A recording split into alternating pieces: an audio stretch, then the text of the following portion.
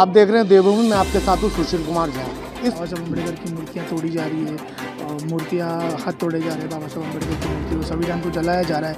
और मैं कहता हूँ कि कांग्रेस और बीजेपी वालों को तो चुन के ही नहीं ला रहे। बैनर पे संविधान बचाओ और देश बचाओ भी स्लोगन लिखा हुआ है। किस चीज़ का खतरा है देश को, क्यों लिखा है? आप देख रहे हैं देवभूमि में आपके साथ हूँ सुशील कुमार झा।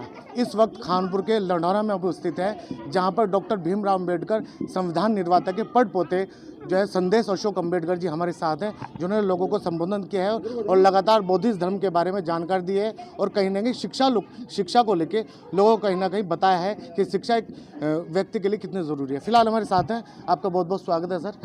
क्या कुछ आज प्रोग्राम था और किस बारे में आपने इस बारे में संशोधन किया, मतलब लोगों को संबोधन किया, उसके बारे में थोड़ा जानकारी दीजिए। देखिए, आज संविधान बचाओ इस कार्यक्रम के मार्फत में आया हूँ, बुद्धिस्ट सोसाइटी ऑफ इंडिया के मार्फत आया हूँ। तो ये जो आजकल आप देख रहे हो चल रहे हैं, बाबा साहब अम्बेडकर की मूर्तियाँ तोड़ी जा रही है, मूर्तियाँ हाथ तोड़े जा रहे हैं बाबा साहब अम्बेडकर की मूर्ति को, संविधान को जलाया जा रहा है। और जो संविधान के कुछ इंटरनली ही जो लोगों को पता नहीं चल रहा है वो चेंजेस किए जा रहे हैं, तो वही जागरूकता में लोगों में लाने के इससे उद्देश्य से आज आया हूँ। क्योंकि ये जो संविधान है हमारे बाप ने लिखा हुआ है और जो हम सब उनके बच्चे हैं। और ये संविधान ये खाली एससी कास्ट लोगों का नहीं है, ये सभी लोगों का है।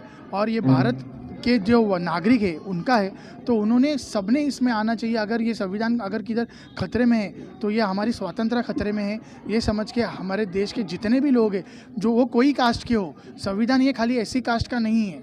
जितने भी कास्ट है इसमें एससी, एसटी, ओबीसी और जो भी कास्ट है ये इन सबका है। तो इसे मिलजुल के हमें विरोध करना है अगर इसे कोई हाथ लगा रहा है या इसमें कोई चेंजेस कर रहा है।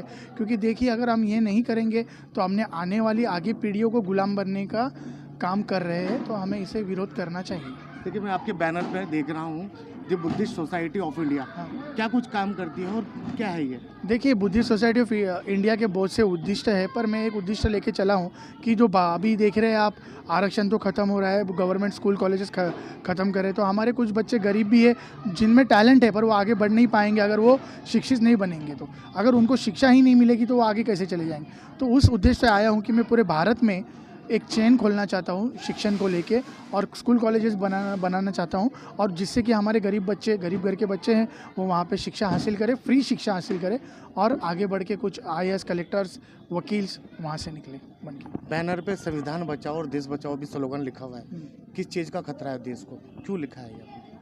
देखिए, देश का खतरा मतलब अगर संविधान ही नहीं रहेगा तो हम गुलाम हो जाएंगे, और ये चाहते हैं कि हम उनके गुलाम बने। देखिए, कोई एसी कास्ट का आदमी अगर ये सांसद होते हाथ मिला लेता है, या वही सांसद एसी कास्ट का होता तो अपने हाथ पोंछ लेते हैं। ऐसा क्यों करते हैं?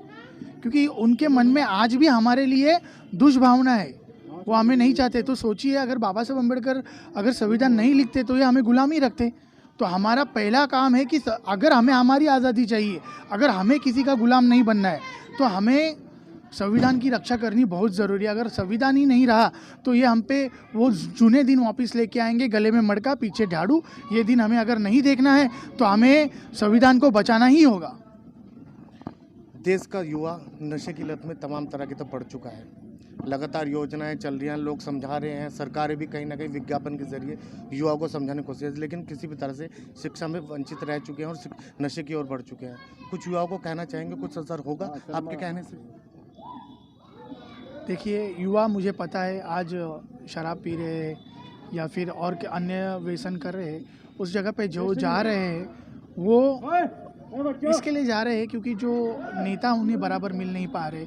ये नेता ही उन्हें पैसे देते हैं, जाओ शराब पीजिए, जी ढाबे पे जाओ खाना खाओ, शराब का नियोजन करते हैं और ये हमारे बच्चों को गलत लाइन पे लेके जा रहे, इन्हें दंगे में घुसा रहे। फिर वो लड़का टेंशन में, अगर एक केस हो जाती है उस पर तो टेंशन में। मैं चाहूँगा कि हमारी युवा पीढ़ी को भी ये कह रहा है कि आप शिक्षा के मार्ग पे जाओ, जो बाबा साहब अम्बेडकर ने कहा है, कलम की ताकत पे जाओ। देखिए, बाबा साहब अम्बेडकर एक कलम से कहाँ पहुँच गए, तो हमें भी वो हो सकता है। हमें शिक्षा के रास्ते पे जाना है, ना कि एक शराब की लत वगैरह लगा के लेनी है, क्योंकि शराब से तो आखिर घर बर्बादी होंगे।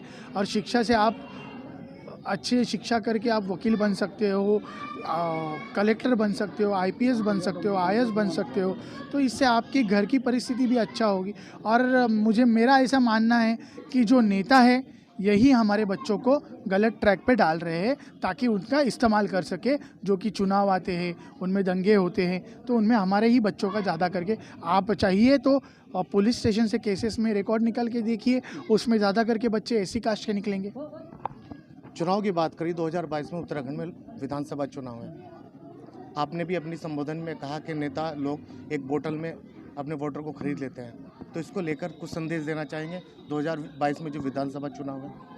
देखिए, आज देश का युवा ही सबसे ज़्यादा पीड़ित है और युवाओं के सब नौकरी और ये सब बंद कर दिया है। इसके लिए हमारे युवा दूसरी जगह चले जाते हैं, उन्हें कुछ आज काम करने की जगह इन्होंने रखी नहीं है। तो मैं युवाओं को कहता हूँ कि जो आप अभी 2022 में उत्तराखंड के, तो पहले आप अपनी बात रखिए। जो भी आपके पास चुनाव के लिए मत मांगने आएगा, उसके पास अपनी बात रखिए कि हमें रोज़गार मिलना चाहिए, ये सब मिलना चाहिए, और ऐसे ही व्यक्ति को चुन के दे, आपको लगे भरोसा कि ये हमारे फ्यूचर में काम आ सकता है, उसे चुन के दिए। अपना दिमाग शांत रखिए, बल्कि ना कि किसी ने 1000 रुपया दे दिया तो आप जाके उसे मतदान करके आएंगे, या किसी व्यक्ति ने किसी महिला को साड़ी दे दी आप उस पर मतदान कीजिए। ऐसा ना करते हुए आप अपना दिमाग, अपना होशो आवाज़ में, क्योंकि ये देखिए 1000 रुपये वो आपको देंगे पर आपका खून चूस के 10,000 वसूल करेंगे।